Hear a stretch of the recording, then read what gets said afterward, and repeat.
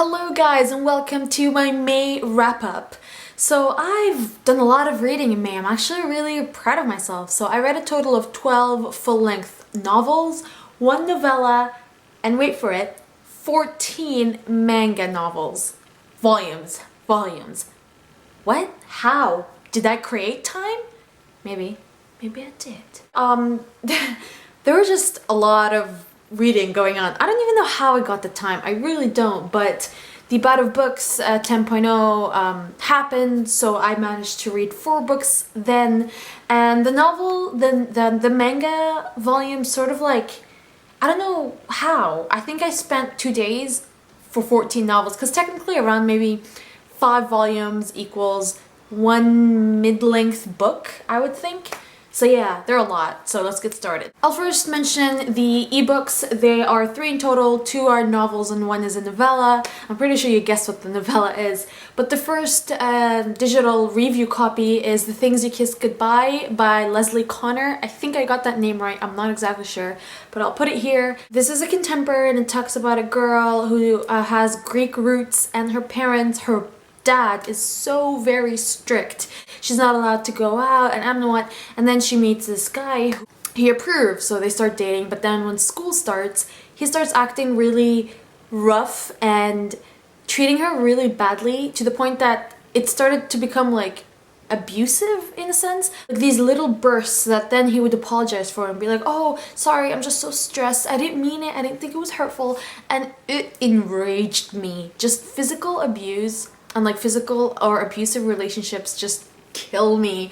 So this was that, but then the girl starts hanging out with this person she called Cowboy at his auto mechanics shop, I think, and that was basically her haven.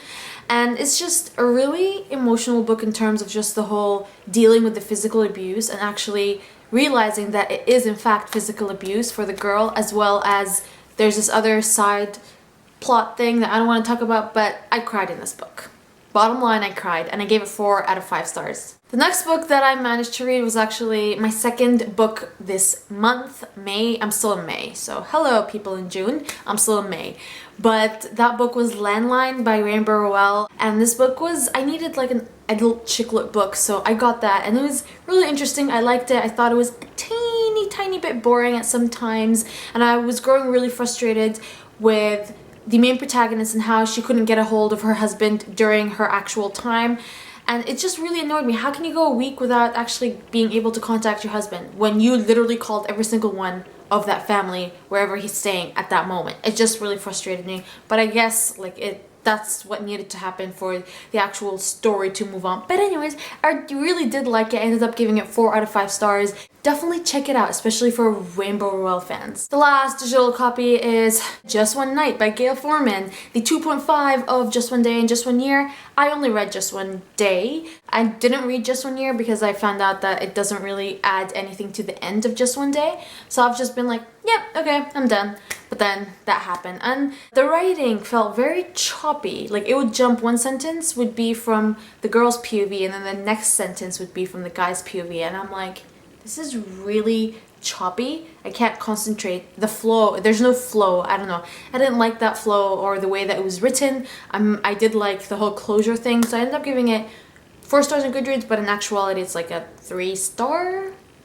Okay, now moving on to my physical books, and they're 10 in total. The first pile is my review of books. The first one is The Dark World by Carolyn Schultz. This came out at the end of May, or yeah, it came out like a week ago, or today. Today's May 28th. No, May 28th. It came out on May 28th, I think, and it's paranormal, demon slayers, and demons and all that stuff, and I didn't really like it that much. I gave it 2 out of 5 stars, but I think it's a it's me not you kind of book, because I'm just not really a big fan of those type of paranormal books. I guess next time I need to be very selective on which books I request or which paranormal books I read. The next book is the last book in the Monument 14 trilogy, which is a post-apocalyptic trilogy called Savage Drift. This is the 3rd book, and it follows these bunch of teenagers that were locked up in a sort of big supermarket, Costco, 7-Eleven, wherever you guys are, Carrefour if you're in Dubai. But that follows the first book, and there are two POVs. One of them is a POV of one of the girls that I really enjoyed. I thought the writing was heartbreaking and just really raw and vulnerable. But the other POV is told from Dean, who I've read. His POV was also in the first and second book. But over here, he pissed the hell out of me. It's like everyone's dying around you, but all you're thinking about is your jealousy over that guy because of that girl. And I'm like, no. That's all he thought about, his girlfriend, who's now his girlfriend, but I could not care less. And how she looks at this guy in that way, and how she didn't tell him that she loves him, and how he can't confirm her love for him, and he loves her more than her. He loves her more than she loves him, and it's like, oh my god, it's the end of the world. Legit, it's the end of the world, but it's that kind of end of the world for him. And he does stupid things just to be close to the girl, to the point that he actually does things that are so hurtful, like emotionally, to his brother. And I'm like, that does not fly for me. No. So I ended up giving this book 3 stars just because of Dean. It's just like, no. The next book that I read is The Murder Complex by Lindsay Cummings, with an S. And this was one of my most anticipated dystopians. This is a fast read. It's 400 pages, but it's really fast, and I really did enjoy the writing style, but I didn't like the characters. Insta-love felt... I didn't get much of a dystopian world, and just some of the things in a dystopian world didn't make sense. Like with the whole murder rate and I don't know what. It's just... I thought it was okay. Other than the writing, I'm pretty sure I will be reading more of Lindsay Cummings' books, except it won't be part of this trilogy because I'm just not really a fan of it. I did end up giving it 3 stars, and I know a lot more people loved it, but maybe I'm a bit mature to the target audience. I don't know, but 3 out of 5 stars. The next book is Don't You Forget About Me by Kate Carrius-Quinn. This is her second book after Another Little Piece, which I read last year and loved. This typically same writing style I grew accustomed to from Kate Carrius-Quinn, but I just really did not like the plotline. There's no point in me explaining it to you because it's not going to make any sense, but I didn't like the plotline and how the girl was so fixated on her older sister. Her older sister disappears, so she's just dealing with that and trying to find her sister or something like that. Just don't quote me on that. That's like total crap, I'm sure, what I'm saying. Even though I've read the book, I can't even explain it. But I didn't like it. I didn't like the plot line. It didn't do it for me. I didn't like it. So I ended up giving it 3 stars just because I do like the writing. I just didn't like the plot. The last 2 review books I'm in the middle of editing a review of them, and they are The Beautiful and the Cursed as well as The Lovely and the Lost by Paige Morgan. They're the first and second book in this trilogy called the Dispossessed trilogy, and the Dispossessed are actually gargoyles. So this series has a lot of subgenres in it. So there's fantasy, there's historical because it's set in 1900, so the 1900 to be specific. Historical, there's adventure, there's not fantasy. I remember I said fantasy before, but I meant supernatural. There's supernatural, so it's just a lot of different subgenres. Reminds me of Kimberly Durden's books like The Pledge, with like the dystopian and the historical and then supernatural. Similar. All the characters are just so darn lovable. I love every single one of these characters. The main character, her younger sister, her older brother, the love interests, the friends of the love interests, and then it's just a really cool new trilogy. And this actually recently came out, so if you guys see those books, you should definitely check them out because I can't stop raving about them, and I ended up giving both of them 5 out of 5 stars. The covers are just so beautiful. So darn beautiful.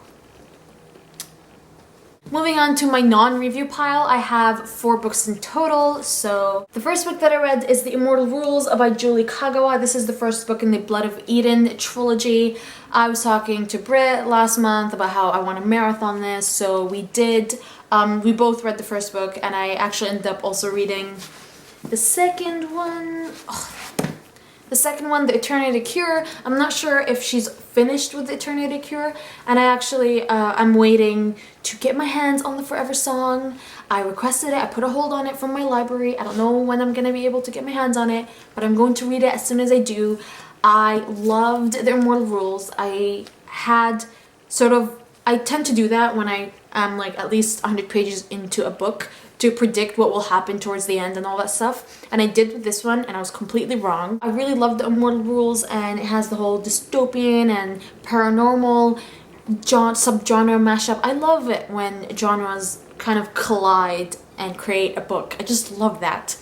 And the vampires aren't like the cliched Twilight vampires. They're like the predator here, and they're the bad guys here too, and I just really loved it. Alison Sakamoto, who is the protagonist, and she's Japanese. I don't know if she's half Japanese or not, but yay for diversity, she's Japanese. She basically lives by scavenging food in dumpsters and anywhere she can. And one day she did with her group of friends, they went outside the city limits, and there are these things called rabbits, who are humans that vampires tried to turn but couldn't. They killed, I think, all of her friends, and she was about to die, but then a vampire told her, does she want to live? And if she's going to want to live, and if she wants to live, then she has to become a vampire. So she says, yes, I want to live. That's where the story goes. She becomes a vampire, and the person who turned her, her sire, starts, training her and helping her acclimate to the whole vampire world, and it goes on from there. Really, really unique. Loved it. 5 out of 5 stars.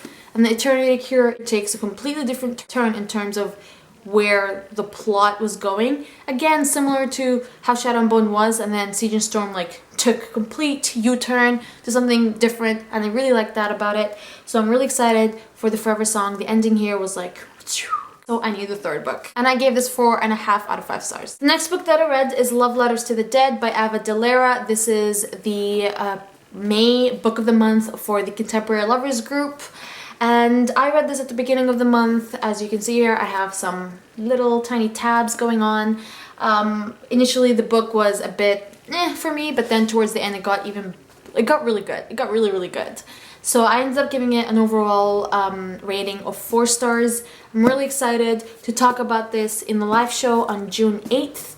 And actually, we already picked a guest booktuber, so I will leave all the info there for the group. If you guys want to join us for this live show, it'll be on June 8th at 2 p.m. Eastern time. And we also picked the book for next month, which is what I thought was true by Henry Fitzpatrick. Just, an FYI. If you have that book on your TBR, you can totally read it with us. The last book that I managed to read is like my biggest accomplishment here. And it's Split Second by Casey West, the second and last book in the Pivot Point duology. This book was so good. And to explain to you how good that was, I stayed up till 3 in the morning reading this when I had to wake up at 7 in the morning to go to university. But so good. And I read Pivot Point over a year ago. I read it even before Pivot Point came out because I had a digital ARC. So I read it when did I read it? Did I read it in 2012? I might have even read it in 2012, end of 2012. And I still managed to, I remembered everything. Plus, Casey West does a good job in terms of refreshing our memory of what happened to Pivot Point, something that all authors of trilogies and series should be doing because we do not have time to read the book before. I don't. And I really loved it. I loved going back to reading about Addie. Addie is she's just a really fun and cool main protagonist. I loved the whole, time travel aspect in this book. It's not as, prominent, which is cool because the direction of this book doesn't really allow it to be prominent. And I just loved it. It was a great ending and it was a great sequel. I love it. Casey West, I love everything you write. So of course, 5 out of 5 stars. Did you have to ask? Last thing is the manga. Parfait Tech by Nagasaki. Ooh, Nagami. I think I butchered that. I don't even remember that name. I just made up a Japanese name. But here's the picture of the first volume, or whichever volume I can find. And it's so cute. It's slice of life. It's shoujo. And shoujo means slice of life, i.e. contemporary, usually set in high school. And it follows this girl who starts her freshman year of high school, and these two guys who are actually cousins move in the apartment above her. So she starts to get to know them, and then she starts liking one of them, and then things happen, and then there's this other one. So I don't want to say anything more because that will just like ruin the whole thing. But currently I'm on volume 15. And if you guys want sort of like an estimate of what each volume is, this is Fruit Basket. I'm gonna read that next. But basically, this is how each volume is. It's around like 200 pages maximum. I read 14 of those, so accomplishment. And I'm on the 15th one. I'm really liking it. It's just so darn cute. 5 out of 5 stars for most of this manga. The ratings are kind of different from the book ratings, but I love them. They're so adorable. These are all the books that I read. There are a lot of mangas, books, and novellas, and it's just such a big, a lot of talking. I'm like so tired right now. Let me know if you guys have read any of these books below or which ones you're really excited to read. And that is all. Have a nice day, guys. Bye.